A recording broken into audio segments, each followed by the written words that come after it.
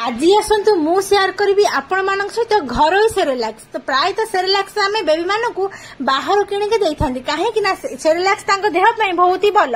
तो जेबे मु जाना पाइले सेरेलैक्स सुगार मिसुची आउ एते छोट पिला मानक सुगार देवा मना एमती भी डॉक्टर माने मना कर। तो सेबे मुझे डिसाइड कली जे बाहर सेरेलैक्स बंद करके मो पुओ बोली घरे मु टेस्टी आ हेल्दी सेरेलैक्स बनैबी। तो मु सेरेलैक्स ये बनैया बोली गहम चूड़ा आलमंड मखाना काजू आ सोला आ वालनट भल भाव सब भाजी नहीं भाजी सारा सब ठंडा होगा सब मिसेकिनी मु ग्राइंडिंग करे चूना करदेवी। तो मुझे ग्राइंडिंग कला बेले मिश्री आड कर भल लगे मिश्री खाइले पेट ठंडा आ छुआ मान बहुत भल ठंडा है चलईदेली चलई सारा अध किलो अमूल देकी हाथ अल्प अल्प कर गोईदेली।